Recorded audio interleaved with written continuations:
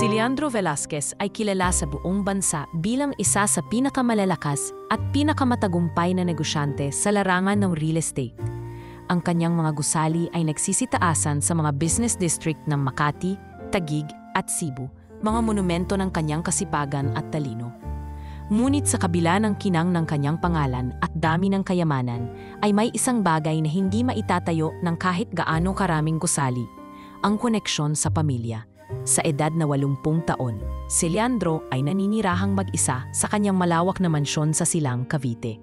Sa labas, parang palasyo ang bahay, mga fountain na humuhugos ng tubig araw at gabi, mga hardin na parang iniukit sa disenyo ng mga European parks, at mga kwartong mas marami pa kaysa sa dami ng taong nakatira roon. Pero sa loob ng bahay, tahimik. Mas tahimik pa sa libingan. Ang asawa niyan si Elenita ay namatay 15 taon na ang nakalipas dahil sa cancer. Simula noon, si Leandro ay hindi na muling nag-asawa. Hindi dahil sa wala nang naggagusto sa kanya, kundi dahil wala siyang lakas ng loob na palitan ang puwang na iniwan ng kabiyak. May 3 siyang anak. Si Amanda ang panganay ay isang kilalang corporate lawyer sa New York. Si Rafael, ang ikalawa, ay nagtatrabaho bilang engineer sa Dubai. At ang bunsong si Clarice ay isang kilalang lifestyle vlogger na ang mundo ay umiikot sa likes, filters at sponsored content. Kahit kailan ay hindi sila sabay-sabay na nagkikita. Ang mga okasyon tulad ng Pasko, Bagong Taon o Araw ng Ama ay madalas ginugunita lamang sa pamamagitan ng maikling tawag o text message. Para kay Leandro, ang bawat mensaheng, "Happy birthday Dad, sorry I can't come, busy sa work," ay parang kutsilyong dahan-dahang pumupunit sa kanyang puso. Noong araw ng kanyang 80 kaarawan, ipinaghanda niya ang buong bahay. Nandiyan si Aling Dory, ang matagal ng kasambahay na inutusan niyang maghanda ng paborito ng kanyang mga anak. Sinigang na baboy para kay Rafael, kalos para kay Amanda, at carbonara para kay Clarice. "Sigurado po ba kayong darating sila, sir?" tanong ni Aling Dory habang iniaayos ang mesa. Ngumiti si Leandro, ngunit kapansin-pansin ang lungkot sa kanyang mga mata. "Oo naman, Dory. Ipinadala ko pa ang tiket. Sinabi kong sorpresa ito. Ayokong sabihin na birthday ko. Baka sakaling di nila tanggihan." Dumating ang gabi. Umihip ang malamig na hangin. Ang mga kandila sa mesa ay unti-unting naupos habang ang pagkain ay nanlalamig sa ibabaw ng mamahaling dinnerware. Walang dumating. Eksaktong 8:00 ng gabi, tumunog ang kanyang cellphone. Una ay si Amanda. "Dad, sorry, I really can't leave the firm right now. May court hearing ako tomorrow. Can we have a video call instead?" Sumunod si Rafael. "Pa, kakarating ko lang sa site. May inspection kami dito sa Abu Dhabi. Hindi kita talaga kaya. Sorry talaga." At huli si Clarice. "Daddy, sorry talaga. May live event ako later. Sobrang big deal to. Promise, babawi ako sa next week. I love you." Napatingin si Leandro sa 3 platong hindi nagalaw. Isa-isa niyang sinara ang cellphone, sabay bumuntong hininga. Tumayo siya at dahan-dahang naglakad papunta sa veranda. Sa katahimikan ng gabi, tanging huni ng kuliglig at ihip ng hangin ang naririnig. Naupo siya sa kanyang lumang rocking chair. Dinala niya ang isang lumang photo album at binuksan. Doon niya nakita ang mga lumang larawan. Si Amanda, na nakasabit sa leeg niya noong graduation ng anak sa kinder. Si Rafael, na kinukulit siya habang nagtatrabaho sa opisina. At si Clarice, nakayakap sa kanya habang nagbabasa siya ng bedtime story. Nasaan na yung mga batang yon? Bulong niya sa sarili. "Sir," mahina ang boses ni Aling Dory habang papalapit. "Kain na po kayo. Sayang naman tong hinanda natin." "Salamat, Dory," tugon niya. "Pero siguro bukas na lang." Tahimik silang dalawa. Walang gustong magsalita. Ngunit ramdam ni Dory ang pighati ng matanda. Hindi ito ang unang beses na naghintay si Leandro ng buong araw para lang sa hindi pagdating ng mga anak. Ilan araw pa ang lumipas at bumalik si Leandro sa kanyang opisina. Kahit retirado na raw siya sa mga operational matters, hindi pa rin niya kayang hindi pumasok. Mas gusto niyang maging abala kaysa malunod sa kalungkutan. Ngunit ramdam ng lahat ng tauhan ng pagbabago. Si Sir parang malalim lagi ang iniisip, sabi ni Tony ang sekretarya. Hindi na gaya ng dati na palangiti. Baka kasi matanda na rin, natural lang, sagot ni Mang Nestor, ang driver. Pero ang totoo, hindi edad ang nagpapalungkot kay Leandro, kundi ang unti-unting pagkalusaw ng ugnayan sa sariling mga anak. Sa isang meeting ng Board of Directors, tila tulala si Leandro habang nagtatalumpati ang kanyang CFO tungkol sa bagong expansion project sa Visayas. Sa kalagitnaan ng ulat, bigla siyang nanghina at kinailangang saluhin ng kanyang bodyguard. Dali-daling dinala siya sa klinik. Inatake siya ng mild stroke, ayon sa doktor, ngunit hindi ito maluba. Mr. Velasquez, masyado na kayong stressed. Kailangan niyo pong magpahinga, bili ng doktor. Ngunit sa loob ng kanyang silid sa ospital, habang nakatipig sa kisame, unti-unting nabuo sa isip ni Leandro ang isang kakaibang plano. Isang plano na maaaring ibalik ang dati niyang pamilya kahit sa pamamagitan ng kaunting kasinungalingan. Makalipas ang 3 araw mula nang siya'y ma-discharge mula sa ospital, muling naupo si Leandro Velasquez sa kanyang paboritong rocking chair sa beranda ng kanyang mansyon. Bagamat pinayuhan ng doktor na magpahinga at umiwas sa matinding stress, hindi niya mapigilang mapag-isip-isip sa katahimikan ng gabi. Ang mga mata niya ay tila laging malayo ang tanaw, at ang bawat saglit ay inuukit ng mga tanong na hindi niya mabigyang tugon. Bakit parang ako na lang ang may gusto? Mahinang bulong niya sa sarili habang pinagmamasdan ang liwanag ng buwan sa ibabaw ng damuhan. Kinaumagahan, maagang nagpunta sa mansyon si Tito Mon, ang matalik niyang kaibigan at dating abogadong pangkumpanya. Si Mon ay halos kapantay na rin ni Leandro sa edad, ngunit ang kabutihang loob at katapatan nito ay hindi kumupas sa pagdaan ng panahon. Siya lang ang natitirang taong pinakakatiwalaan ni Leandro ng lahat, lalo na mga lihim. Kamusta na, Leandro? Bati ni Mon habang tinutulungan siyang lumakad papunta sa loob ng opisina. Buhay pa, kung yan ang tinatanong mo, sagot ni Leandro, sabay pilit na tawa. Umupo silang dalawa sa study room. Nakabukas ang mga bintana at ang simoy ng hangin ay tila may dalang balaala. Tahimik si Leandro sa loob ng ilang sandali. Bago nagsimulang magsalita, Mon, alam mo ba kung anong pinakamasakit na nangyari sa akin nitong mga nakaraang taon? Tanong niya. Hindi ko alam kung alin doon, sagot ni Mon. Pero malamang may kinalaman sa mga anak mo. Tumango si Leandro, dahan-dahan. Hindi na ako kilala ng mga anak ko. Ako ang nagtayo ng pangarap para sa kanila. Pero ang kapalit, kalungkutan at katahimikan. Napabuntong hininga si Mon. Sabi mo nga dati, di bali nang mawala ng tulong, wag lang mawala ng direksyon. Pero sa totoo lang, baka mas kailangan natin ng presensya kaysa ng plano. Muling natahimik ang silid. Ngunit makalipas ang ilang minuto, tila may liwanag na sumiklab sa isip ni Leandro. Tumayo siya, marahan, may diin, at lumapit sa bintana. Doon, sa gitna ng katahimikan, sinabi niya ang isang bagay na ikinabigla ni Mon. Magpapanggap akong pilay, Mon. Napakunot ang noo ng matanda. Ano ibig mong sabihin? Gusto kong malaman kung kaya pa ba akong alagaan ng mga anak ko. Hindi dahil kailangan kong alagaan talaga, kundi para makita ko kung kaya pa nilang magmahal kahit walang kapalit. Kung hindi kayang ibigay ng tunay, baka mapilitan sila at sa pilit baka mamulat. Hindi agad nakaimit si Mon. Sa kanyang edad, marami na siyang nasaksihan. Mga kasong legal na masalimuot, mga away ng pamilya sa mana, mga kasinungalingang itinayo para lang sa kapayapaan ng loob. Pero ito ang una niyang narinig na isang ama ang sadyang magpapanggap ng kapansanan, hindi para kaawaan, kundi para subukin ang puso ng mga anak. Leandro, mahina niyang sambit. Sigurado ka ba rito? Hindi biro ito. Kapag nabuko ka, baka masira pa ang natitirang tiwala nila sa'yo.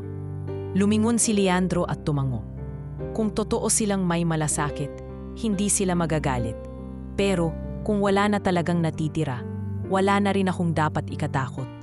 Mula roon, sinimulan nila ang maingat na plano. Pinakiusapan ni Leandro ang kanyang personal doctor na gumawa ng medical certificate na nagsasaad ng permanenteng pinsala sa spinal cord, bunsod ng pagkakanula sa hagdanan ng opisina.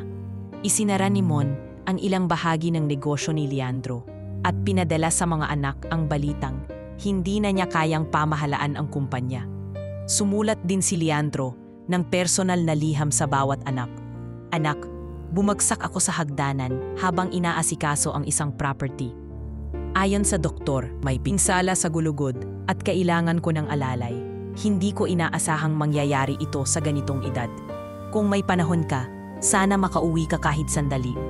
Papa, asabay nito, inutos ni Leandro kay Aling Dory na itago ang mga real-time footage ng CCTV para hindi ito magamit bilang ebidensya ng kanyang tunay na lakas.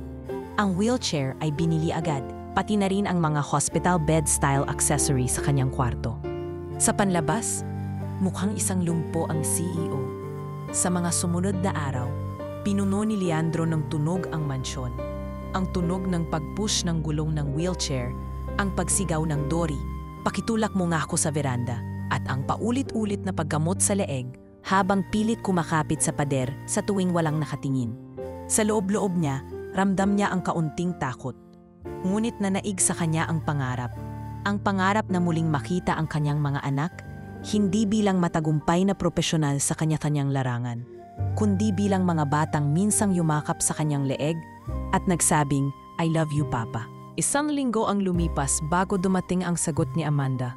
Isang email. Sumunod ang tawag ni Rafael at ang mensahe ni Clarice sa Facebook Messenger. Lahat ay may iisang tono. May pagkaalangan, may takot sa abala, pero may bahid ng obligasyon. At sa unang pagkakataong matapos ang maraming taon, may naaninag na liwanag si Leandro sa kanyang malungkot na gabi. Hindi pa niya alam kung anong mangyayari sa muling pagdating ng kanyang mga anak. Pero ngayon pa lang, sinimulan na niyang ihanda ang kanyang sarili, hindi lang bilang pilay na ama, kundi bilang isang matandang tao na umaasang muling makabuo ng isang pamilya. Ang araw ng muling pagkikita ng mag-ama ay dumating sa isang hapon na tila mas makulimlim kaysa karaniwan. Ang hangin ay mabigat at tila may dalang kaba sa bawat pag-ihip. Nakatayo si Aling Dory sa gilid ng malaking bintana ng mansyon habang nakamasid sa driveway. Hawak niya ang basang-basahan ngunit hindi niya ito ginagalaw. Ang atensyon niya ay nakatuon sa paparating na sasakyan. Isang itim na SUV ang unang huminto sa harapan ng mansyon. Bumaba ang isang babae na may maayos na buhok, nakasuot ng itim na blazer at may hawak na laptop bag, si Amanda. Kasunod naman ang puting van. Bumaba si Rafael, sunog ang balat at may dalang maletang halatang puno ng gamit sa trabaho. Huling dumating si Clarice sa isang mamahaling kotse. Agad na kinuha ang cellphone at nag-selfie sa harap ng gate, sabay caption, "Back home for Dad. Hope you're okay, old man." Sa loob ng mansyon, nakaupo si Leandro sa wheelchair. Suot ang pajama at may bandage pa sa leeg na hindi naman talaga kailangan. Hawak niya ang lumang baston ng kanyang ama, hindi dahil kailangan niya, kundi para sa dagdag drama. Pagpasok ng mga anak, nagsimula na agad ang mahigpit at malamig na pagtanggap. Walang yumakap, walang halik sa pisngi. Ang mga ngiti ay pilit. Arang formal na pagtitipon sa boardroom ang naganap, hindi muling pagkikita ng isang pamilyang matagal nang nagkawatak. Amanda, mahina at paos ang boses ni Leandro, parang hirap magsalita. Salamat at nakauwi ka. Tumango lang ang anak habang binubuksan ang laptop. I rescheduled 3 hearings for this, Dad. I'll be working remotely while I'm here, kung okay lang. Sumunod si Rafael na naglakad patungo sa gilid ng silid at umupo agad. 3-week leave. Pero kung okay ka na before that, baka makabalik agad ako sa site. Napakunot ang noo ni Leandro. Anong ibig mong sabihin? E di kung kaya mo na ulit, e di okay na. Baka naman bigla kang gumaling. Sagot ni Rafael, sabay tingin sa bandage na parang pinagdududahan na agad. Si Clarice naman ay busy sa pag-video ng loob ng bahay. Hi guys, I'm here at my dad's mansion. Medyo gloomy ang vibes kasi nga something bad happened. But let's stay positive. Bulong niya sa camera. Tatay, wave ka naman sa vlog. Ngunit hindi umimik si Leandro. Sa halip, pinikit niya ang mga mata at marahang huminga. Hindi ito ang eksenang inaasahan niya. Akala niya, pag nakita siyang nakaratay, magkakagulo sa pagyakap, sa pag-alaga, sa pagbawi. Pero ang bumungad sa kanya ay pagiging abala, distansya, at kawalang init ng pamilya. Dumating ang gabi at hindi nagkakainang sabay ang pamilya. Si Amanda ay nasa library at may online meeting. Si Rafael ay tumambay sa garahe at nag-aayos ng tools. Habang si Clarice ay nagla-live sa kanyang followers tungkol sa pagiging caregiver ng ama. Sa silid niya, si Leandro ay nakatingin lang sa kisame. Tahimik, ngunit ang dibdib ay mas mabigat pa sa unang araw ng kanyang pagpapanggap. Kinabukasan, nag-organisa siya ng family breakfast. Pinilit niyang bumangon ng maaga para lang makumpleto ang eksena. Umupo siya sa head of the table, bit-bit ang oxygen tank na hindi naman konektado sa kanya. At sinimulang magsalita habang ang tatlong anak ay nagsisilip sa cellphone. Gusto ko lang magpasalamat na nandito kayo, kahit papaano. Si Amanda ang unang nagsalita. I scheduled my whole week for this, Dad. Kaya kung may kailangang pag-usapan tungkol sa estate, sa mga property, siguro mas maigi kung simulan na natin habang nandito kaming tatlo. Property agad? Tanong ni Leandro. Hindi maitago ang pagkabigla. Praktika lang pa, sagot ni Rafael. Hindi rin naman habang buhay kang ganyan, di ba? Kailangang ayusin natin yung mga bagay para hindi kami magkaproblema balang araw. Sumingit si Clarice na tila wala sa mood. Tsaka di naman sa hindi ka importante, Tay. Pero ako, may sponsorship deal pa akong iniiwan para lang makauwi. Kaya sana kung may plano ka sa business, sabihin mo na. Natigilan si Leandro. Sa sandaling iyon, para siyang naupos na kandila. Hindi dahil sa sakit na kanyang pineke, kundi dahil sa sakit ng katotohanang bumumad sa kanya na hindi na pala siya tinatanaw ng kanyang mga anak bilang ama, kundi bilang isang pinanggagalingan ng mana. Lumipas ang mga araw na puno ng pamumulitika sa loob ng bahay. Si Amanda ay nag-utos sa mga kasambahay ng kung ano-anong gamit para sa kanyang mobile office.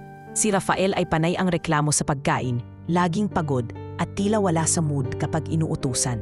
Si Clarice, sa kabila ng kanyang ngiti sa kamera, ay hindi man lang nagtangkang tulungan si Leandro bumangon o itulak ang wheelchair kahit isang beses. Isang hapon, habang nagbabasa si Leandro ng lumang diary ni Elenita, ang kanyang yumaong asawa, hindi niya napigilang mapaluha. Kung buhay ka lang, Lenita, bulong niya. Hindi ko na alam kung tama ba itong ginagawa ko. Ngunit sa likod ng lahat ng ito, may maliit na binhing unti-unting sumisibol. Hindi pa ito pag-ibig, hindi pa ito malasakit, pero ito ay pagkakalantad, pagbubunyag ng katotohanan. At kung minsan, kailangan mo nang dumaan sa kasinungalingan para mailantad ang mga damdaming totoo. Sa kabila ng sakit, hindi pa sumusuko si Leandro. Sa kanyang puso, umaasa pa rin siyang sa dulo ng lahat ng ito ay may darating na pagbabagong tunay. Hindi lang sa kilos ng kanyang mga anak, kundi sa puso ng bawat isa sa kanila. Lumipas ang unang linggo ng pagtira ng magkakapatid sa mansyon ng kanilang ama. At sa halip na paglapit ng loob sa isa't isa, tila lalong lumalim ang pagitan sa kanila. Ang bawat sulok ng bahay ay unti-unting nabalot hindi ng init ng pamilya, kundi ng malamig na tensyon at tahimik na bangayan. Lahat ay may sariling layunin sa pananatili sa bahay. Ngunit wala ni isa ang tunay na nagkusang pag-alaga kay Leandro ng may kababaang loob. Sa dining area, isang umagang tila tahimik ang paligid, ngunit matalim ang hangin ng pagtatalo. Ay naupo si Amanda habang nakatingin sa kanyang tablet. Katabi niya si Rafael na nagsusukat ng mga lumang blueprint ng bahay na kinuha niya sa lumang opisina ng ama. Si Clarice naman ay abala sa pag-aayos ng kamera para sa bagong vlog na pinamagatang Life with a Sick Dad, My Experience. Clarice, pwede bang wag mo na yan? Breakfast time.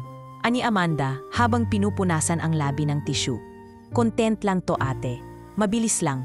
Tsaka at worst, naitatala ko yung journey natin bilang pamilya. Sagot ng bunsong kapatid habang pinipihit ang tripod. Journey? Singit ni Rafael, napapailing. Mas mukhang reality show ang ginagawa mo, hindi pagtulong. Bakit hindi mo man lang inasikaso si Papa kahapon nang nahulog yung gamot niya? Napatingin si Clarice. I was editing. And besides, andiyan naman si Dory. Hindi ko siya yaya. At ikaw, Rafael, sabat ni Amanda habang binababa ang tablet. Kung baka pagsalita ka, parang ikaw ang pinakamabait dito. Kahapon pa kita kinakausap tungkol sa weekly schedule kung sino ang magbabantay kay Papa. Pero hanggang ngayon wala kang reply. Teka lang, bakit parang ako na lang lagi? Iritadong sagot ni Rafael. Hindi ba't ikaw itong may legal expertise? Bakit hindi ka mag-manage ng rotation? Tsaka baka nakakalimutan nyo, ako yung may physical work sa site. Mas kailangan ako doon.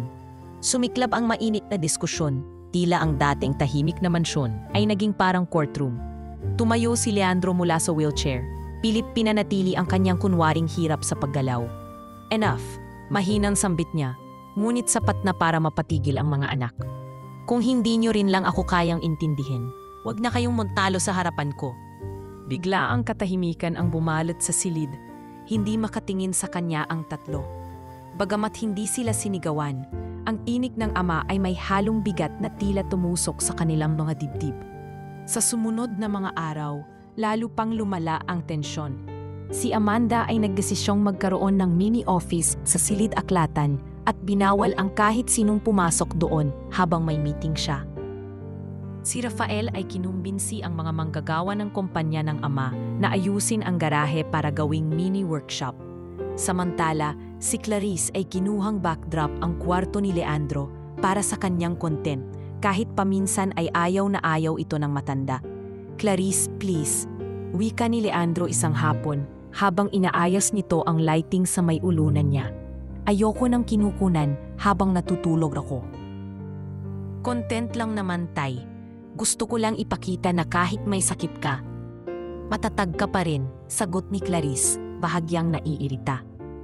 "Ang kailangan ko ay respeto, hindi eksena," mariing sagot ni Leandro, na bahagyang lumakas ang boses. Napahinto si Clarice. Muli niyang ibinaba ang kamera at dahan-dahang lumabas ng kwarto. Sa kabilang banda, si Amanda at Rafael ay hindi pa ring magkasundo sa sistema ng pag-aalaga. Isang gabi, habang nagpapalit ng diaper kay Leandro si Rafael, pumasok si Amanda at nagsimula na namang magutos. "Dahan-dahan, hindi mo siya robot na pwedeng hatakin ng ganyan." "Ate, ginagawa ko na nga to, tapos ikaw pa rin ang reklamo ng reklamo. Kung ayaw mong mag-alaga, huwag ka nang makialam. Kung ako ang nasusunod." Sana dinala na lang si Papa sa private care facility. Nabigla si Leandro sa narinig. Hindi niya napigilang mapatigil sa paghinga. Habang pinapakinggan ang bawat salitang lumalabas sa bibig ng kanyang mga anak, lalo siyang nadudurog sa katotohanang tila walang isa man sa kanila ang tunay na nagmamalasakit. Para na lamang siyang pasyente sa isang proyekto na pinipilit nilang ayusin para sa sariling kapakanan. Sa labas ng mansyon, pinagmamasdan ni Aling Dory ang buong pangyayari mula sa veranda. Nakita niya kung paano nahihirapan si Leandro na itago ang tunay na nararamdaman. Nang gabing iyon, lumapit siya sa matanda habang nag-iisa ito sa sala. "Sir," mahinang sabi ni Dory, "kung gusto niyo pong bumalik sa dati, kailangan niyo ring bumalik sa totoo." Napatingin si Leandro, alatang gulat. "Anong ibig mong sabihin? Hindi niyo po kailangan ng wheelchair para matuto ang mga anak ninyo. Pero baka kailangan nila ng dahilan para matandaan kung paano magmahal." Napayuko si Leandro. Alam niyang may katotohanan sa sinabi ni Dory. Ngunit hindi niya kayang isuko pa ang plano. Hindi habang wala pa siyang natitiyak kung may pag-asa pa ba talaga sa puso ng kanyang mga anak. At habang dahan-dahan siyang itinulak pabalik sa kanyang kwarto ng matandang kasambahay, isang malalim na buntong hininga ang lumabas sa kanya. Ang kanyang puso ay unti-unting nababalot ng kaba, hindi dahil sa pekeng sakit, kundi sa tunay na takot, na baka nga wala na siyang pamilyang babalikan. Tahimik ang loob ng mansyon kinabukasan. Walang mga sigawan mula sa magkakapatid. Walang vlog camera na nakatutok sa harap ni Clarice. Wala ring tunog ng email notification mula sa laptop ni Amanda.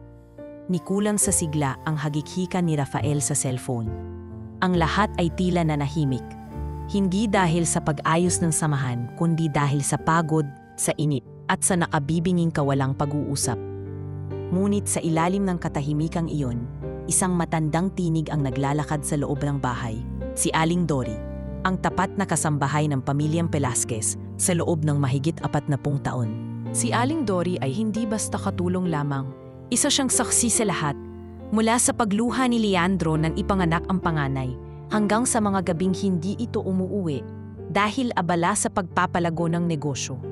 Siya rin ang palaging nag-aasikaso ng mga anak mula pagkabata, mula sa pagpapalit ng lampin hanggang sa pag-aayos ng kanilang baon sa eskwela. Isang hapon habang nagpupunas ng basang trapo sa veranda, dumaan si Amanda. Hawak nito ang telepono. Mukhang may kamiting muli. Ma'am Amanda, bati ni Aling Dory, sabay ngiti. Tumango si Amanda, ngunit hindi tumigil sa paglalakad. Hi Dory, sorry, urgent call ito. Ngunit si Dory sa halip na magpatuloy sa paglilinis, ay sumunod ng bahagya sa kanya. Hindi para mangulit, kundi para subukang isingit ang matagal na niyang gustong sabihin. Naalala mo pa ba, noong bata ka ma'am, tuwing Sabado, ikaw ang nagluluto ng itlog para kay Sir Leandro? Napahinto si Amanda. Hindi agad sumagot. Tumiti siya sa kawalan saglit bago muling tumango. Oo, naalala ko, sagot niya. Pero matagal na yon, Dory. Hindi naman lahat ng matagal na ay wala ng saysay, sambit ni Dory habang patuloy sa pagpupunas ng mesang kahoy. Minsan yun pa ang mga alaala na dapat nating balik-balikan kapag hindi na nating kilala ang sarili natin. Nagpatuloy si Amanda sa paglalakad, ngunit hindi na siya nakangiti. May bakas ng pag-iisip sa kanyang noo. Sa loob-loob niya, parang may kakaibang kurot sa mga salitang binitiwan ni Dory. Mga salitang tila hindi sermon, kundi paalala na galing sa pagkakaalam ng isang nanay. Sa kabilang bahagi ng bahay, nakita rin ni Dory si Rafael sa likod ng garahe. Nagpapakintab ng mga lumang gamit sa workshop na ginawa niya roon. Sir Rafael, bati ni Dory, baka po gusto niyong magpahinga muna. Tanghali na po. Okay lang ako rito, Dory. Mas gusto ko rito kaysa sa loob. Tahimik, sagot ni Rafael habang abala sa pagkutkot ng isang kahoy. Tahimik na umupo si Dory sa isang lumang bangkito sa tabi ng garahe. Ilang minuto ang lumipas bago siya muling nagsalita. Alam mo sir, noong bata ka pa, hindi mo ako tinantanan kakatanong kung kailan uuwi si Sir Leandro. Lagi mong tanong, nasaan si Papa? Kahit paulit-ulit ko nang sinasabing nasa meeting, umuulit ka pa rin. Pero tuwing uuwi siya, ikaw ang unang tumatakbo sa pinto. May hawak na laruan. Napahinto si Rafael, nabitawan niya ang gamit at napatitig sa sahig. Hindi siya makaimik. Hindi ko alam kung kailan nagbago, bulong ni Dory. Pero sana, kahit ngayon, matandaan mo pa rin kung bakit mo siya laging hinihintay noon. Tumayo si Dory at iniwan siyang tulala. Sa pagkakataong iyon, unang beses muling sumagi sa isip ni Rafael ang tanong na matagal na niyang iniwasan. Bakit nga ba ako lumayo? Sa huling bahagi ng araw, si Clarice naman ay nasa garden. Nakaupo sa hammock habang nag-e-edit ng video sa tablet. Lumapit si Dory at iniabot ang isang platong minatamis na saging. Ano to, Dory? Tanong ni Clarice. Paborito mo to noon. Pag may lagnat ka, yan ang laging hinihingi mo kay Sir Leandro. Sabi mo noon, pag may saging, gumagaling ka. Napatawa si Clarice ng bahagya. Wow, nakalimutan ko na yon. Pero yung papa mo, hindi nakalimot. Lagi siyang bumibili ng saba kahit wala ka sa bahay. Baka raw biglang dumating ka, dapat may saging. Tumigil si Clarice sa pag-i-edit. Pinagmasdan niya ang platong nasa harap niya. Tila mas mabigat ang bawat hiwa ng saging kaysa sa tablet sa kanyang kamay. Kinagabihan, nagtagpo ang tatlong magkakapatid sa sala. Hindi sila nag-usap, pero may katahimikan na tila may iba ng ibig sabihin. Si Amanda ay hindi na nagdala ng laptop. Si Rafael ay hindi na nakasando, kundi nakaayos. Si Clarice ay walang hawak na kamera. Sa may bintana, nakaupo si Leandro, tulog ngunit may banayad na ngiti sa kanyang mukha. Sa paanan niya, si Dory ay nakaupo sa bangkito, tahimik na nanonood sa tatlong batang dati niyang inaalagaan. Ngayon ay mga taong unti-unting napapaalalahanan kung sino sila noon. Wala pang pagbabago, wala pang yakapan. Pero sa gabing iyon, may nagsimula, isang pag-alala na minsan sa gitna ng galit, abala at distansya, may mga alaalang hindi nabubura. At minsan, isa lang ang kailangan para maalala ang lahat. Isang matandang tagapag-alaga na hindi kailanman bumitaw. Isang madaling araw habang mahimbing pa ang buong bahay, may munting ingay na pumunit sa katahimikan. Isang basong nabasag. Kasunod nito'y tunog ng metal na bumagsak sa sahig, ang baston ni Leandro. Nagmamadaling lumapit si Aling Dory sa kwarto ng matanda. Pagbukas niya ng pinto, bumungad sa kanya ang isang tanawing halos ikapanlambot ng tuhod niya. Si Leandro, nakahandusay sa sahig, duguan ang kaliwang sentido at hirap na huminga. Leandro, Diyos ko, Rafael, Amanda, Clarice, tulong! Halos palahaw na sigaw ni Dory habang sinisikap buhatin kahit papaano ang matanda. Isa-isang lumabas ang mga anak. Si Rafael ang unang dumating. Nakapambahay pa at agad tumulong sa pagbuhat ng kanilang ama. Si Amanda ay nasa likuran, hawak ang cellphone habang tinatawagan ang emergency hotline. Si Clarice ay umiiyak na habang naglalakad. Tila nawala ang lakas ng katawan sa biglaang pangyayari. Agad dinala si Leandro sa ospital. Habang tinutulak ang stretcher sa ER, sumunod ang tatlo sa likuran, tahimik at putlang-putla. Sa loob ng mga mata nila, naroon ang parehong takot at pagkagising. Na marahil, sa sobrang tagal nilang naging abala, ngayon lang nila muling naramdaman kung gaano kahalaga ang kanilang ama. Sa loob ng emergency room, habang nakahiga si Leandro at ikinakabit ang mga dextrose at monitor, hindi maiwasan ni Amanda ang mapatingin sa kanyang mga kapatid.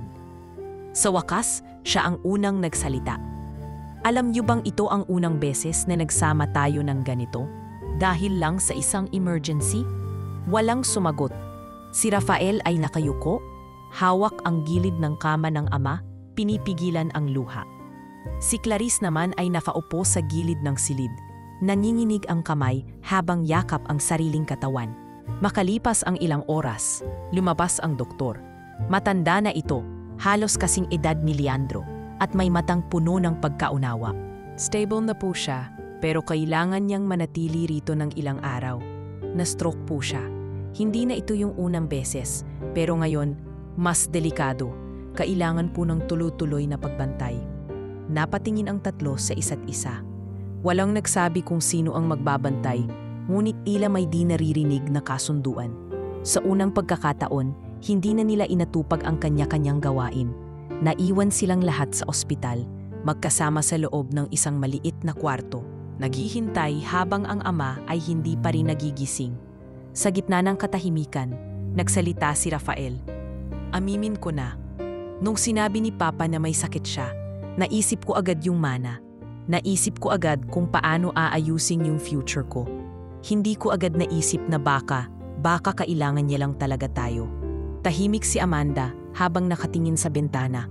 Pero sa loob ng kanyang dibdib ay naramdaman niya ang kirot. Unti-unti niyang iniangat ang kanyang tingin. Ganon din ako, sagot niya. Lagi akong abala sa mga kaso, sa trabaho. Pakiramdam ko kasi doon ko nabubuo yung tagumpay ko. Pero ngayon ko lang na-realize, ilang taon na ba mula nang huling beses ko siyang niyakap? Si Clarice ay hindi pa rin nagsasalita.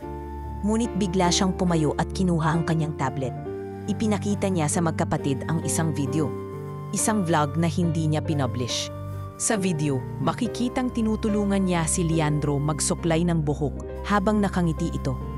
Hindi ko ito in-upload, mahina niyang sabi. Ayoko sanang gamitin siya para lang sa views.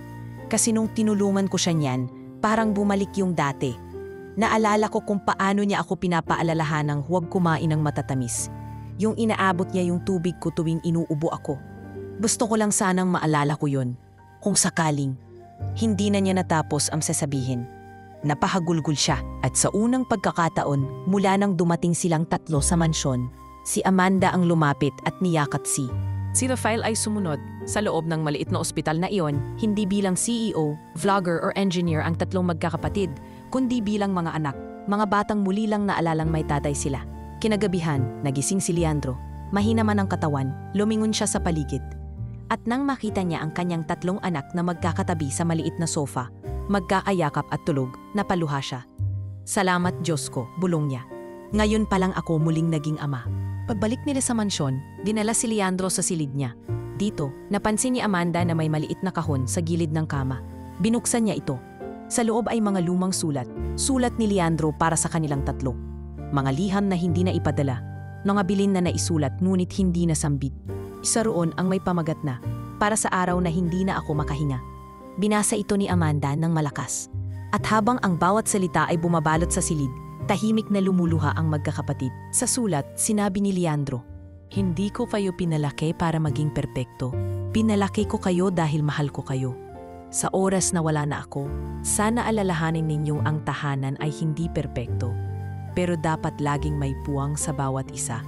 Kahit hindi tayo sabay-sabay lumago, sana sa huli, sabay-sabay pa rin tayong magmamahalan. At sa gabing iyon, habang si Leandro ay tahimik na natutulog sa kanyang kama, 3 anino ang nakaupo sa tabi niya. 3 anino na sa wakas, muling natutong kumapit sa isa't isa.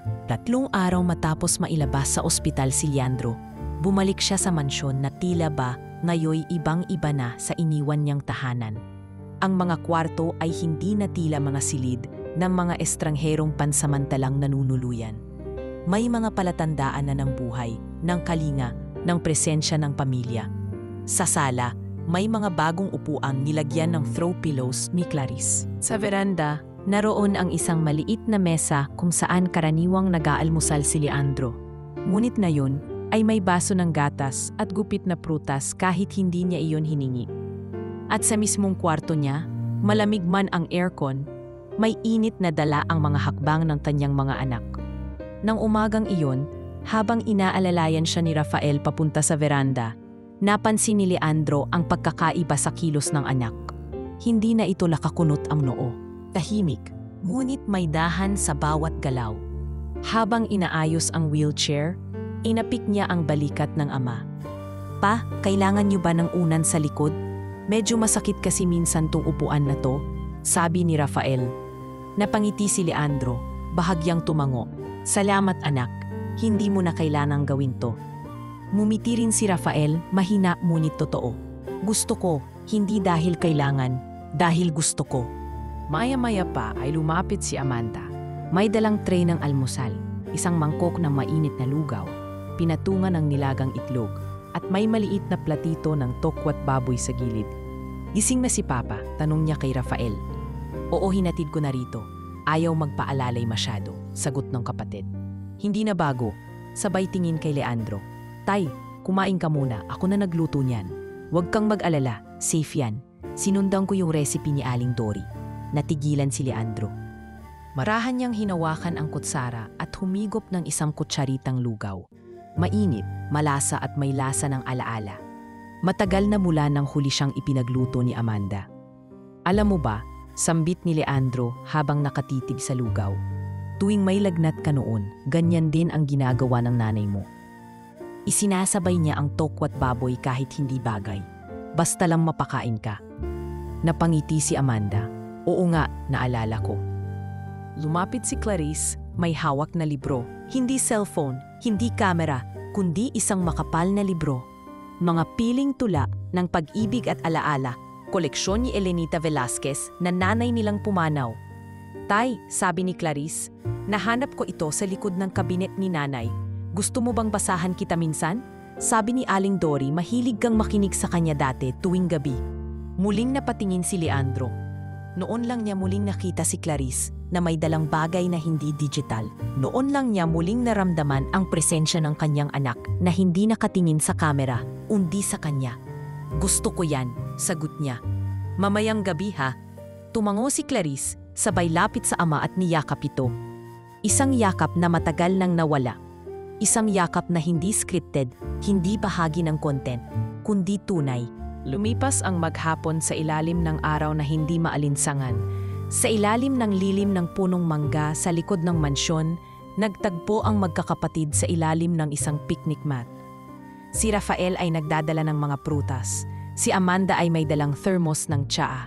Si Clarice ay nagdala ng speaker kung saan tumutugtog ang instrumental version ng paboritong kundiman ng kanilang ama. Habang tahimik silang nakaupo, nagsalita si Amanda. "Alam niyo, natatakot ako nung una. Akala ko, kapag bumalik tayo rito, mapipilitan lang tayong alagaan si Papa kasi baka mawalan tayo ng mana o baka mapahiya tayo. Pero ngayon parang hindi ko na yon iniisip." Sumanggayon si Rafael. "Sobra. Kasi sa totoo lang, kahit ilang milyong piso ang ibigay sa akin ni Papa, wala pa ring saysay kung hindi ko siya makasama ng buo. Hindi lang bilang CEO, kundi bilang tatay." Si Clarice naman ay tahimik lamang. Pero pagkatapos ng ilang segundo, sumagot siya. "Lagi kong sinasabi sa vlog na family is everything. Pero na-realize ko, parang nakalimutan ko yung tunay na ibig sabihin noon. Kaya siguro ngayon, gusto ko na lang iparamdam, Hindi sa kanila, kundi sa inyo, sa ating pamilya. Mula sa likod ng kanilang usapan, lumabas si Leandro, tulak-tulak ni Aling Dory. Hindi na siya nagpanggap na mahina. Ang kanyang mga mata ay buhay at ang kanyang dibdib ay tila muling binuhay ng mainit na araw at malamig na hangin. Hindi siya nagsalita. Naupo lang siya sa tabi nila at pinakinggan ang mga anak.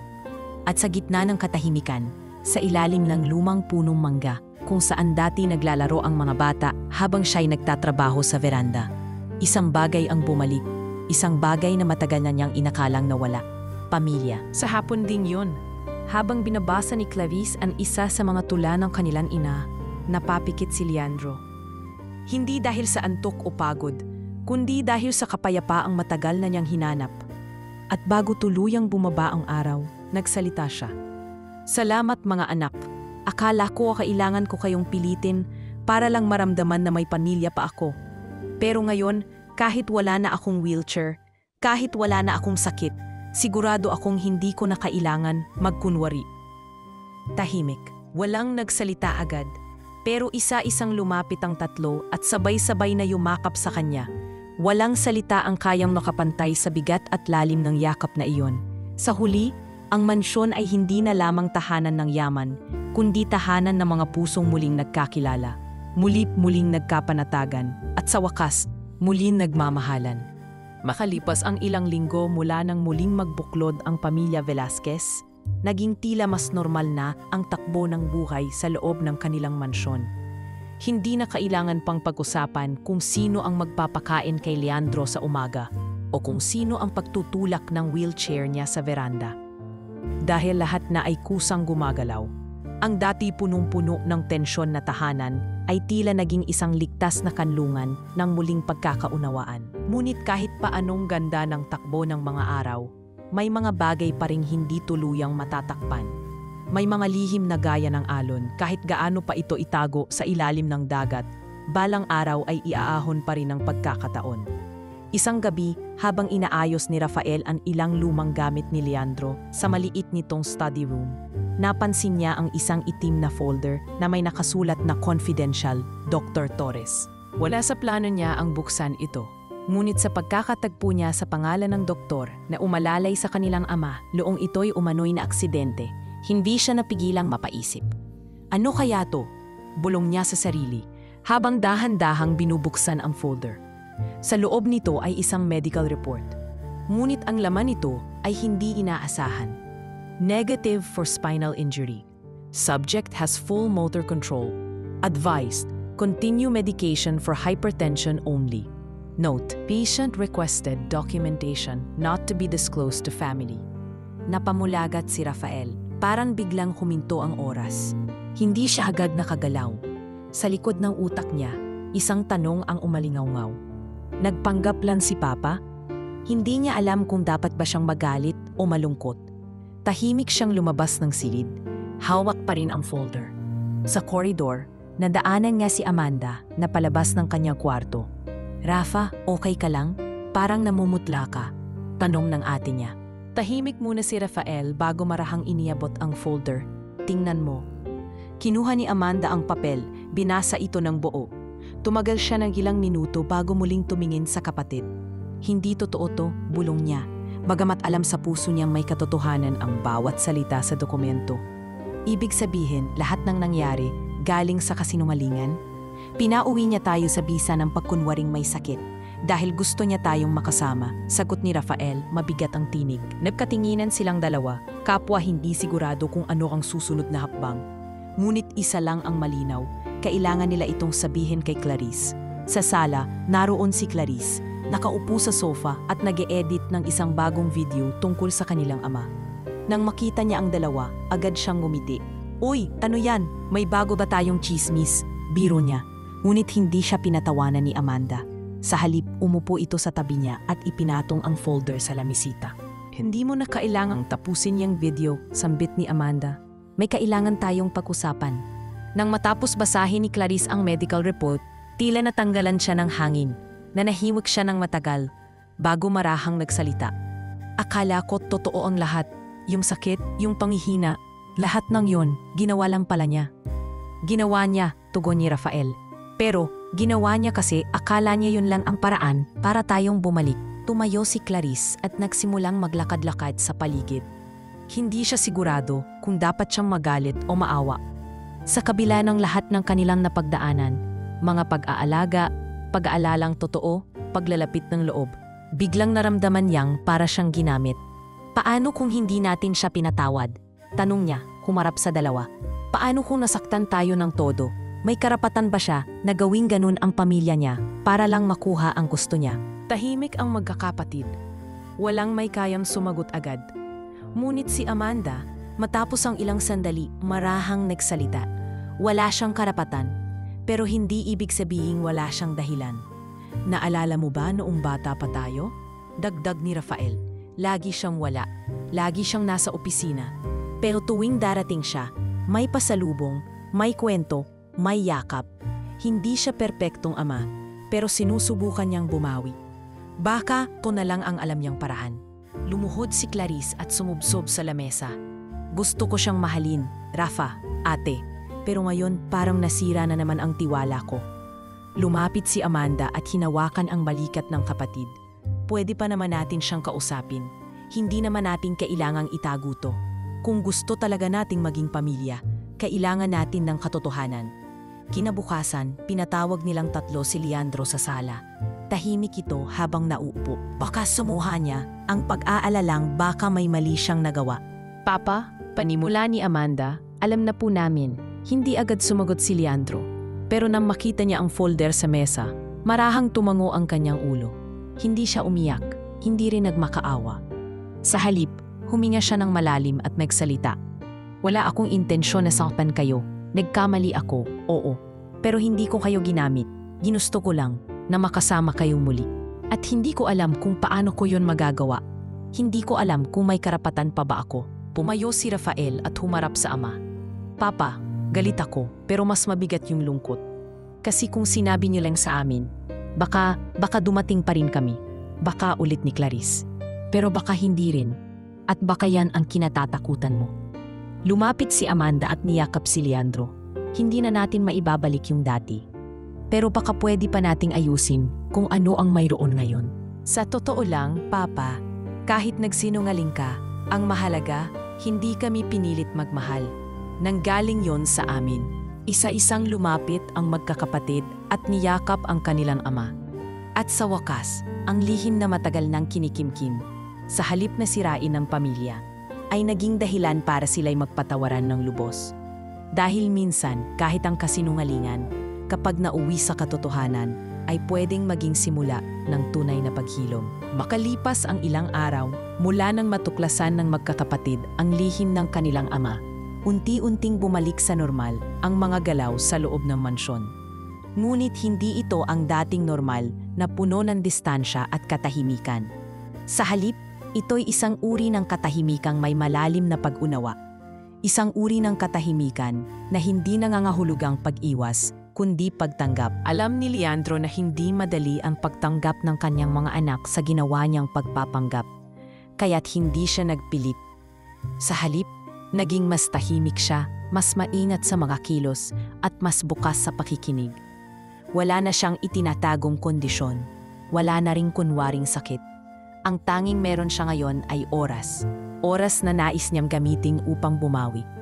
Isang hapon habang nag-aayos si Amanda ng mga legal na papeles sa study room, pinatawag siya ni Leandro. Anak, mahina ngunit malinaw ang boses ni Leandro. Gusto kong kausapin kayong tatlo mamayang gabi. May isang mahalagang bagay akong kailangang sabihin. Nang tumawag na rin siya kina Rafael at Clarice, alam ng lahat na hindi ito basta-basta. Sa kabila ng natitirang pagdududa sa puso ng bawat isa, lahat sila'y pumayag. Alam nilang darating talaga ang panahong kailangang harapin ang mga tanong na matagal na nilang iniiwasan. Lalo na ang tungkol sa mana, pamana at hinaharap. Kinagabihan, sabay-sabay silang pumuwesto sa maliit na conference room sa loob ng mansyon. Isang kwartong hindi na ginagamit simula nang huminto si Leandro sa pagiging aktibo sa negosyo. Sa gitna ng silid ay isang mahabang mesa.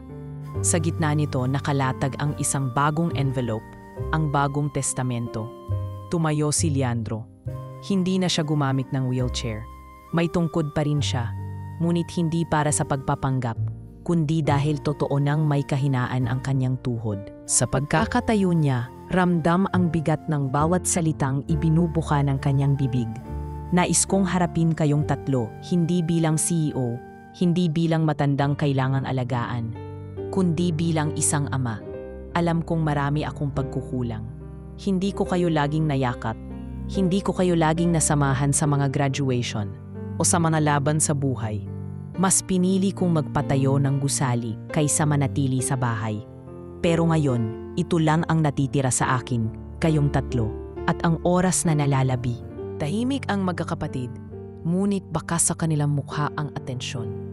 Lahat sila'y nakikinig, hindi bilang mga tagapagmana, kundi bilang mga anak. Ito ang bagong testamento, patuloy ni Leandro, pinuturo ang envelope sa mesa. Pantay-pantay ang hatian, wala nang kondisyon, wala nang pagsusulit. Pero higit sa pera, mas gusto kong ipamana ang isang bagay na hindi kayang punitin o questionin. Ang pananagutan ninyo sa isa't isa bilang magkakapatid. Napatango si Rafael, bahagyang napalunok. Tay, salamat. Hindi namin hiningi ito, pero salamat dahil pinili mong ipaglaban pa kami. Papa, sabat ni Amanda, hindi madali ang lahat. Hanggang ngayon, to be honest, may bahagi pa rin sa akin na nasasaktan sa ginawa mong panloloko. Pero sa kabila nun, hindi ko rin kayang balewalain ang mga panahong nakasama ka namin. Hindi ko pwedeng itapon lahat yon dahil lang sa isang pagkakamali. Mumiti si Leandro. Tama ka, anak. May mga pagkakamaling kailangang pagbayaran, pero may mga pagkakamaling kailangang patawarin para gumaling. Maya-maya pa ay pumayo si Clarice, tahimik ngunit puno ng determinasyon. Alam niyo po ba, Tay, kanina, habang nire-review ko yung mga luma kong vlog drafts, nakita ko yung mga raw footage natin noong nagsisimula pa lang tayo mag-alaga sa inyo. Ang dami kong hindi pinapublish kasi pakiramdam ko, puro scripted. Pero ngayon ko lang naisip, kahit pala scripted ang umpisa, pwedeng maging totoo ang kalalabasan. Anong ibig mong sabihin? Tanong ni Amanda. Ang ibig kong sabihin, sagot ni Clarice, baka hindi totoo yung sakit ni Papa, pero totoo yung naging epekto nun sa atin. Totoo yung pag-ahalaga natin. Totoo yung pagbabagong naramdaman natin. At yun ang mas mahalaga. Muling natahimik ang buong silid. Ngunit sa katahimikang iyon ay naroroon ang isang hatol. Hindi mula sa korte, kundi mula sa mga pusong muling natutong magmahal at magpatawad. Sa huling bahagi ng gabi, inabot ni Leandro sa bawat anak ang kani-kanilang kopya ng testamento. Ngunit bago pa sila makaalis ng silid, nagsalita siyang muli. Isang pakiusap lang, mga anak. Kapag dumating ang araw na wala na ako, huwag niyong hayaang maging museo ang bahay na to. Gawin niyong tahanan. Tahanan ng pangapagtatawanan, pag-aaway, pagbabalikan. Dahil ang tunay na pamana, hindi pera, kundi ang pagkakataong maging pamilya pa rin kahit maraming pagkakaiba. Tumango si Amanda. Promise, Tay. Si Rafael ay tumingin sa magkapatid, sabay sabing, kahit mag-away pa tayo, hinding-hindi na tayo aalis sa piling ng isa't isa. At si Clarice, sa wakas ay naglabas ng maliit na kamera. Pero hindi ito ginamit para sa vlog. Sa halip, inabot niya ito kay Leandro. Ay, sabi niya, ikaw naman ang mag-document. I-record mo ang mga araw mo, ang mga salita mo. Hindi para sa social media, kundi para sa amin. Para maalala ka namin, hindi bilang CEO, kundi bilang tatay. Nang gabing iyon, natulog si Leandro nang may ngiti sa labi. Sa wakas, tinanggap na siya hindi bilang isang pasyente, hindi bilang tagapagmana ng yaman, kundi bilang ama. Isang ama na nagkamali, ngunit minahal ta rin sa huli. Dumaan ang pangabuan sa mansyon ni Leandro Velasquez na may kasamang panibagong ritmo. Hindi na masyadong mabilis tulad ng dati, pero mas makabuluhan, mas may lalim. Ang dating tila napakalawak na espasyo ng bahay ay pila lumiit, hindi dahil sa mga bagay, kundi dahil sa init ng samahan na muling nabuo sa pagitan ng ama at kanyang mga anak. Isang umaga, habang sumisikat ang araw sa likod ng mga puno sa likuran ng mansyon, bumaba si Rafael mula sa itaas na palapag, bitbit ang tray ng almusal. Sa loob ng tray ay may sinangag, pritong itlog at paboritong kapeng barako ni Leandro. "Papa, gising ka na ba?" Tawag niya habang tinutulak ng paa ang pinto ng kwarto. Naroon si Leandro sa kanyang upuan, nakatingin sa labas ng bintana.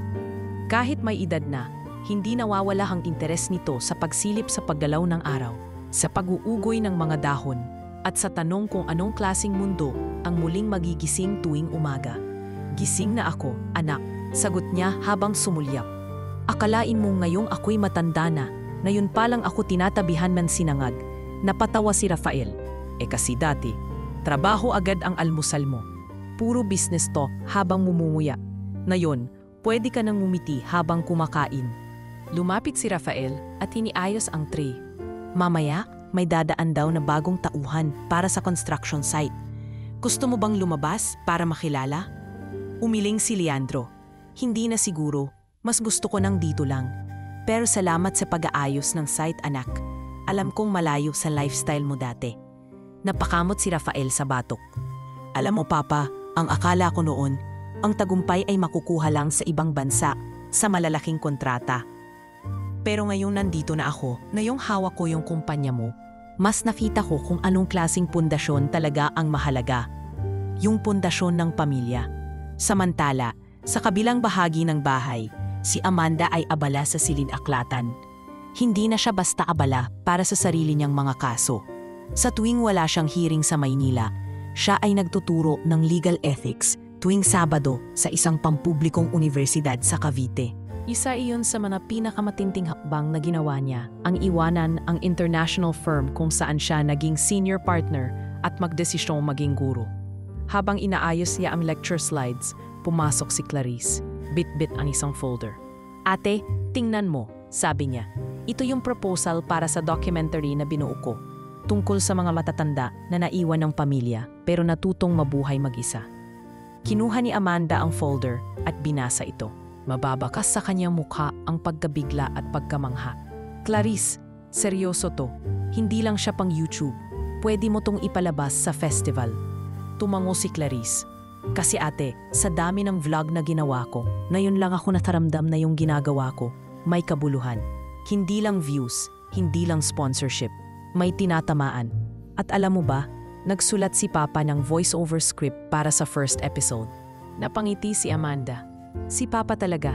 Dati, hindi mo mapakwento sa loob ng 2 minuto. Ngayon, halos nobela na sinusulat niya. At sa kwarto man ni Leandro, sa sulok ng study table niya, naroroon ang kanyang bagong libangan. Ang pagsusulat ng journal entries na may halong aral, kwento at pagmumuni-muni. Iniregalo ito ni Clarice sa kanya. Isang leather-bound notebook at voice recorder. Isang bahagi ng kanyang entry noong araw na iyon ay ganito: "Hindi ko akalaing darating ang araw na ang mga anak kong dati hindi ko makausap ay siya naman ngayon ang nagbibigay sa akin ng pag-asa. Ang hirap pala maging ama sa huli. Pero mas mahirap kung hindi mo ito pipilitin kahit huli na. Mabuti na lang at sumugal ako kahit sa maling paraan. Dahil ngayon, natutunan ko na ang tunay na halaga ng presensya. Hindi ito tungkol sa pagiging perpekto, kundi sa pagiging totoo." Sa gabi, habang nakaupo ang pamilya sa veranda, sabay-sabay silang nagkakape. Si Clarice ay binabasa ang script ng kanyang documentary. Si Rafael ay nagkukwento ng bagong proyekto ng kumpanya. Si Amanda ay tahimik lamang, ngunit may ngiti sa labi habang minamasdan ang dalawang kapatid. "Papa," tanong ni Clarice habang nilalaro ang tasa niya, "may balak ka pa bang bumalik sa board ng kumpanya?" Umiling si Leandro. "Wala na, nasa inyo na yun. Gusto ko na lang maging consultant sa buhay ninyo. Pag may problema kayo sa puso, sa pamilya, sa pag-aasawa, doon niyo ako tawagin. Sa negosyo, hindi na ako kasing galing niyo." "Mag-aasawa?" sabat ni Rafael. "Mukhang ikaw yung may nililigawan ngayon, Papa. Si Lola Esther ba yun, ha?" Napahalakhap si Leandro, pati na rin ang mga anak niya. Hindi man niya sagutin ng diretso, ang ngiti sa kanyang labi ay nagsilbing kumpirmasyon. At sa halakhakan nilang iyon, may dumaan na malamig na simoy ng hangin, tila isang yakap mula sa langit, mula kay Elenita na nagbabantay sa kanilang lahat. Ang bagong panahon sa pamilya Velasquez ay hindi binuo sa batayan ng pagkakaperpekto, kundi sa muling pagkatuto na magmahal, na magpatawad, at higit sa lahat, na piliin ang isa't isa araw-araw. Hindi na ito panahong humihingi ng hustisya sa nakaraan. Ito ay panahong binubuo ang bagong hinaharap. At sa gitna ng lahat ng ito, isang matandang lalaki ang nakaupo sa upuan ng beranda, may hawak na mainit na tasa ng tsaa, at may mata na puno ng liwanag. Liwanag hindi mula sa araw, kundi mula sa kanyang sariling mga anak na siyang dahilan ng kanyang bagong buhay. Habang patuloy ang tahimik ngunit makabuluhang pagbabagong nagaganap sa mansyon ng mga Velasquez, tila ang bawat araw ay isang bagong pahina sa panibagong yugto ng buhay ng pamilya. Ngunit hindi naging madali ang lahat. Gaya ng sa kahit anong paghilom, may mga bahaging masakit, may mga sandaling kailangan ang pagbawi. At higit sa lahat, may mga aral na kailangang muling matutunan. Hindi mula sa mga libro o paaralan, kundi mula sa isa't isa. Isang Sabado ng umaga, dumating si Amanda mula sa university kung saan siya ngayon ay nagtuturo tuwing weekend. Hawak niya ang kanyang bag, may mga folders na puno ng test papers, at halatang pagod ngunit may kakaibang liwanag sa mga mata. Pagkapasok niya sa kusina, nadatnan niya si Leandro na abalang naglalagay ng mainit na tubig sa French press. Hindi na siya alalain, kaya na niyang magtimpla ng sarili niyang kape. At kadalasan, siya na rin ang unang bumabati sa umaga. Ising na pala ang abogadong guro, nakangiting sabi ni Leandro habang inaabot ang tasa kay Amanda. Napatawa si Amanda. Sana lahat ng estudyante ko kasing bait mo, Papa. Lahat kasi gustong manalo sa argumento, kahit mali. Kasi anak, ang mundo ngayon, punong-puno ng taong gustong tama. Kakaunti na lang yung gustong matuto. Umupo si Amanda sa tapat ng ama at sumimsim ng kape. Tay, alam mo bang may estudyante ako kahapon na ang thesis niya ay tungkol sa legal rights ng mga matatanda sa Pilipinas? Sobrang passionate siya. At naisip ko, kung may mga batang gaya niya na nagmamalasakit sa mga matatanda, siguro hindi na kailangan pang may mangyaring masama para alalahanin natin ang mga magulang natin. Tumango si Leandro, dahan-dahang ipinatong ang tasa sa lamesa. Alam mo ba anak, minsan naiisip ko, baka dapat talaga akong nagkulang. Kasi kung naging perpekto ako, baka hindi kayo nautong maging mas mabuti. Hindi ka kailanman naging masamang ama, Tay, sagot ni Amanda. Nagkulang ka, oo, pero hindi mo kami iniwan. At yun ang mas mahalaga. Sa kabilang bahagi naman ng bahay, abala si Rafael sa pag-orient sa bagong batch ng mga trabahador sa isang proyektong binuksan niya mula sa dating kumpanya ni Leandro. Ginamit niya ang bahagi ng mana para magsimula ng sariling firm. Hindi para palitan ang ama, kundi para ipagpatuloy ang pundasyon nitong iniwan. Habang pinapaliwanag niya ang mga plano sa mga tauhan, lumapit si Clarice na may dalang kamera. Ngunit sa pagkakataong ito, hindi siya para mag-vlog. Lumapit siya upang kumuha ng dokumentaryo, totoo, makabuluhan, at hindi para lang sa views. Kuya, sabi niya habang itinatayo ang kamera, pwede bang kuhanan ko yung orientation mo? Kasi gusto kong ipakita kung paanong pwedeng maging boss ang isang anak ng negosyante na hindi mapagmataas. Napatingin si Rafael sa kanya at napangiti. Baka mas okay kung kuhanan mo rin yung mga pagkakamali ko, para hindi masyadong magmukhang bayani. Yun ang plano, sagot ni Clarice habang nilalagay sa recording mode ang kamera. Mas gusto ko nang ipakita kung paano ka natututo, kaysa kung paano ka sumikat. Sa sumunod na mga araw, naging mas malalim pa ang ugnayan ng magkakapatid. Tuwing gabi, may tinatawag silang family session, kung saan nagsasalitan sila sa pagkwento ng isang aral sa buhay. Isang gabi, si Clarice ang nagbahagi. Naalala niyo ba yung first time na nag-away tayo dito? Yung halos hindi na tayo mag-usap? Na yun, halos hindi na tayo tumitigil sa kakatawa. Huwag mo nang i-remind, sagot ni Rafael. Sobra akong nahihiya kapag naaalala ko kung gaano ako kadamot noon sa oras. Tumawa si Amanda. Sino ba namang hindi naging makasarili? Ako nga, halos hindi ko maalala ang birthday ni Papa dati. Pero ngayon, alam ko na pati blood pressure niya. 70/110 kanina, sabat ni Leandro mula sa gilid.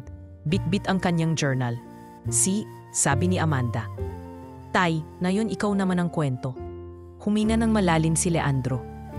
Sabay upo sa tapat nila. Natutunan ko na hindi pala kayang itayo ng yaman ang tunay na pamilya. Akala ko dati, kung maiiwanan ko kayo ng sapat na pera, okay na yun. Pero hindi pala sapat yung maiiwan kung wala ka habang nabubuhay pa. Tahimik ang buong sala. Ang mga anak niya ay nakatingin sa kanya. Hindi na parang boss o pasyente, kundi bilang isang ama na ngayon ay tinatanggap nila ng buo. Ngayon, dagdag ni Leandro, kung may natutunan ako sa inyong tatlo, yun ay ito. Mas matalino kayong lahat kaysa sa akin. Mas marunong kayong magmahal, mas handang matuto, at higit sa lahat, mas bukas kayong magsimulang muli. Sa gabing iyon, nagtapos ang family session sa tahimik na pag-upo sa veranda. Walang kailangan tang sabihin. Wala ring kailangang ipaliwanag.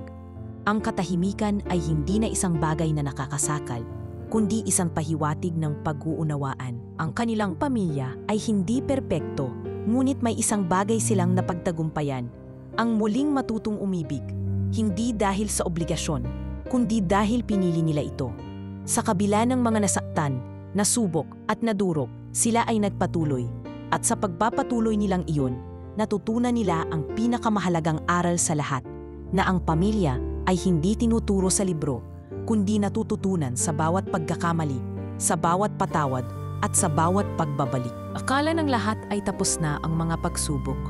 Akala nila sapat na ang kanilang mga natutunan at ang muling paghilom ng sugatang relasyon para tuluyang masabi na panatag na ang lahat. Ngunit ang nakaraan ay parang aninong biglang sumusulpot sa pinaka-inaasahang sandali. At minsan, sa anyo ng isang taong matagal nang nawala. Isang umaga, habang nagkakape si Leandro sa garden, kasama si Amanda, isang tawag ang dumating sa cellphone ng dalaga. Galing ito sa isang kaibigan sa media. Amanda, may lumabas na balita. Alam mo ba yung dating empleyado ng tatay mo? Si Mang Romy? Nagpa-interview sa isang podcast. Nilalabas daw niya lahat ng peking drama ng pamilya Velasquez, pati yung tungkol sa pagkukunwari ni Sir Leandro. Napapitlag si Amanda, hindi agad siya nakapagsalita. Ngunit sa gilid ng mata niya, nakita niyang napatigil si Leandro sa pag-inom ng kape. Hindi sila nag-usap agad. Tumayo lang si Amanda at dali-daling pumasok sa bahay para tawagin ang kanyang mga kapatid. Pagkakasama-sama nila sa sala, pinanood nila ang video. Naroon si Mang Romy, isang dating maintenance supervisor ng kumpanya ni Leandro, na matagal nang natanggal dahil sa hindi malinaw na dahilan. Sa video, mariin ang tono ni Mang Romy. Alam niyo kung bakit ako nagsasalita ngayon? Kasi ilang taon akong naglingkod sa kanya. Pero nung matanggal ako, hindi ako binigyan ng pagkakataong magpaliwanag. At ngayon, ipinapakita nila sa publiko na parang napakabait nilang pamilya. Hindi niyo alam, ginamit lang ng Leandro na yan ang pagiging pilay para manipulahin ang sarili niyang mga anak. Nagsimula ang pag-ulan ng opinion online. May mga naniwala, may mga umalma. Ngunit ang pinaka-nakapanlumo ay ang ilang mga kilalang personalidad na agad na nagbigay ng komento sa social media. Ang pamilya Velasquez na kamakailan lang ay pinupuri sa media dahil sa inspiring reconciliation nila, ay biglang naging laman ng chismis at kontrobersiya. Nagulat si Clarice nang makita na kahit ang mga fans niya ay nagsimulang magtanong sa integridad ng kanilang mga videos. Clarice, scripted yang ba yung buong kwento nyo? Ginamit mo lang ba si tatay mo para magka-content? Habang binabasa niya ang mga komento, hindi niya napigilan ang pag-iyak. Napahawak siya sa ulo habang dahan-dahang naupo sa gilid ng kama. Pumasok si Amanda sa silid at nakita siya. Clarice, hindi mo kailangang sagutin silang lahat. Mahinahong sabi nito. Pero ate, umiiyak na sagot ni Clarice. Lahat ng pinaghirapan ko, lahat ng pagbabagong pinaglaban ko, parang binura lang nila sa isang click. Lumapit si Amanda at niyakap ang kapatid. Ang katotohanan, hindi kailanman nabubura, kahit baliktarin pa nila, kahit pintasan. Ang mahalaga, alam natin kung anong totoo. Samantala, si Rafael ay nagpunta kay Leandro sa study room. Tahimik niyang inilapag ang isang tablet sa mesa ng ama. Nakapost sa screen ang podcast episode ni Mang Romy. Gusto ko lang itanong, may ginawa ka ba talaga kay Mang Romy noon? Dahan-dahang tumingin si Leandro sa anak. Oo, sagot niya. Hindi ko siya pinakinggan. May kinalaman sa isang bidding scam na hindi ko agad na-verify. Sinibak ko siya agad dahil sa takot na masira ang pangalan ng kumpanya. At oo, alam kong hanggang ngayon galit siya sa akin. Bakit hindi mo sinundan, kinausap man lang? Tanong ni Rafael. Dahil akala ko noon sapat nang alisin siya. Hindi ko inisip ang epekto ng pagbitaw sa kanya ng walang paliwanag, tugon ni Leandro. Anak, isa sa mga pinakamasakit na bahagi ng pagtanda ay hindi mo na maibabalik ang mga panahong pinili mong manahimik. Natahimik si Rafael bago nagsalita. Ngayon na may pagkakataon pa tayo, gusto kong ayusin mo ito, pa. Hindi para sa public image natin, kundi para sa kapayapaan ng konsensya mo. Ilang araw ang lumipas. Sa halip na maglabas ng press statement o magpaliwanag sa media, nagdesisyon ang pamilya na tahimik na harapin ang issue. Nang may dignidad at kababaang loob. Sa tulong ni Clarice, gumawa sila ng isang video. Isang simpleng dokumentaryo na may pamagat. Ang kwento sa likod ng katahimikan. Hindi ito glamoroso, walang filter, walang music bed. Nandito si Leandro, humaharap sa kamera, nagsasalita ng buong katapatan. Maraming taon na ang nakaraan at maraming pagkukulang akong hindi na kayang itama.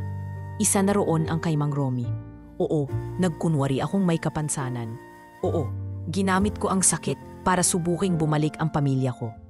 Pero sa bawat araw na kasama ko ang mga anak ko, totoo ang lahat ng yakap, ng halakhak, ng luha. Hindi kailanman ginawang scripted ang pagmamahal. Nag-viral ang video, ngunit sa hindi inaasahang paraan. Imbes na pagbatikos, napuno ito ng mensahe ng pagkaunawa. Marami ang nagsabing, buti pa sila, nag-usap. Hindi perpekto, pero may tapang harapin ang totoo. Mismong si Mang Romy, ilang araw pagkatapos, naglabas din ng maikling video. Walang kasamang media, walang kamera. Isa lamang itong cellphone video sa loob ng isang maliit na sala. Ginoo Leandro, napanood ko ang video mo. Hindi ko pa rin makakalimutan ang nangyari noon. Pero salamat sa pag-amin, hindi lahat may tapang na gawin yan. At dahil doon, babawasan ko na ang bigat sa dibdib ko. Ang mga anak ni Leandro, na dati mga estranghero sa isa't isa, ay ngayon ay magkakapatid na buot, totoo. Hindi man nila makontrol ang lahat ng opinyon ng mundo. Pinili nilang maging tapat, kahit pa sa harap ng kahihiyan. At sa isang tahimik na gabi, habang magkasamang nakaupo si Leandro at si Amanda sa veranda, muling bumigkas ang matanda ng isang simpleng pangungusap na lalong nagpatibay sa lahat.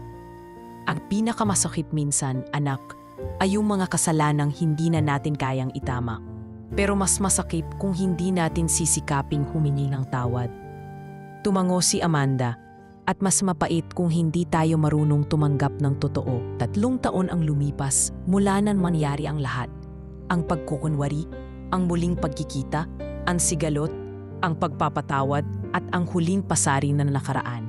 At ngayon, sa isang maaliwalas na umaga sa buwan ng Oktubre, sa ilalim ng malalabay na punong akasya sa likod ng mansyon, ginaganap ang isang simpleng seremonya. Wala itong engrandeng dekorasyon, walang mamahaling mga bisita, walang press at walang paanyayang nanggaling sa PR firm. Ngunit naroon ang bawat mahalaga, ang pamilya. Si Amanda ay nakaputing bestida, may hawak na folder. Si Rafael ay nakabarong, tahimik na nakamasid sa paligid, hawak ang maliit na kahon. At si Clarice, nakasuot ng simpleng pastel dress, ay bitbit ang isang kamera, hindi para mag-vlog kundi para i-document ang huling araw ng kanilang ama. Sapagkat si Leandro Velasquez, ang dating makapangyarihang CEO, ay pumanaw ng mapayapa sa kanyang pagtulog, 3 gabi na ang nakalipas. Hindi nag-iwan ng huling habilin, wala ring drama sa kanyang pag-alis. Tulad ng kanyang huling mga buwan, simple, tahimik at puno ng pagkalinga. Sa sala ng mansyon, ilang araw bago siya pumanaw, nag-iwan siya ng isang liham sa kanyang journal. Natagpuan ito ni Amanda habang binubuklat ang kanyang mga lumang sulat. Ibinahagi niya ito kina Rafael at Clarice at ito'y kanilang binasa ng sabay-sabay sa gabi ng kanyang burol. Mga anak, kung nababasa niyo ito, marahil ako'y wala na sa mundo. Ngunit huwag kayong malungkot, sapagkat sa huling 3 taon ng aking buhay, naramdaman ko ang lahat ng hindi ko naranasan sa 30 taon ng aking kabataan bilang ama. Yakap, tawa, galit, patawad, at higit sa lahat, pagmamahal. Hindi ako ang perpektong ama, Alam nyo yan. Ngunit sana, kahit papaano, naging sapat akong tatay para sa inyo sa mga huling sandali. Sa kanyang huling kahilingan, nais niyang ang kanyang abo ay ilagay sa isang urn na yari sa kahoy na galing sa punong mangga sa likod ng bahay, ang parehong punong madalas niyang silungan noong siya'y bata at ang parehong punong naging saksi sa mga pag-uusap nilang pamilya sa ilalim ng araw. Doon, habang nakaupo ang pamilya sa ilalim ng punong iyon, isa-isang lumapit ang mga anak upang magsalita. Walang script, walang rehearsal, lahat ay mula sa puso. Si Amanda ang unang nagsalita. Tay, buong buhay ko hinabol ko ang mga titulo, ang tagumpay, ang respeto. Pero sa huli, natutunan kong hindi pala yon ang sukatan ng halaga ng isang tao. Ang sukatan ay kung paano siya minahal ng kanyang pamilya. At mahal na mahal ka namin. Sumunod si Rafael. Pa, maraming beses akong nagtanim ng tampo. Maraming beses akong nagtangkang lumayo. Pero sa huli, ikaw pa rin ang direksyon ng bawat pagbalik ko. Salamat kasi hinayaan mo ako matuto sa sarili kong bilis. Huli si Clarice. Tay, hindi na kita matatag sa mga post ko. Hindi na kita magugulat sa mga video ko. Pero pangako, ang bawat kwento na isusulat ko ay kwento mo. Hindi dahil perfect ka, kundi dahil totoo ka. At sa panahong puro filter ang mundo, yon ang pinakamahalaga. Naluha ang iilang bisitang naroon. Tahimik ang paligid, ang ihip ng hangin ay parang bulong ng isang presensyang hindi kita, ngunit ramdam. Sa ilalim ng punong mangga, ipinatong nila ang urn ni Leandro sa isang maliit na altar na yari rin sa kahoy. May ukit ito na isinulat ni Rafael, Ama, tagapagturo, tagabuo, tagatama. Sa mga sumunod na linggo, ipinagpatuloy ng magkakapatid ang mga naiwang pangarap ni Leandro. Si Amanda ay nagtayo ng Legal Aid Foundation sa pangalan ng kanilang ama. Layuning tumulong sa matatandang biktima ng kapabayaan at kawalan ng kalinga. Si Rafael ay nag-expand ng kanyang construction firm at isinama sa bawat proyekto ang scholarship fund para sa mga anak ng construction workers. At si Clarice ay natanggap sa isang documentary film festival sa Singapore para sa kanyang pelikula, The Quiet Father. Isang kwento ng isang amang hindi marunong magsalita ng emosyon, pero natutong magmahal sa huli.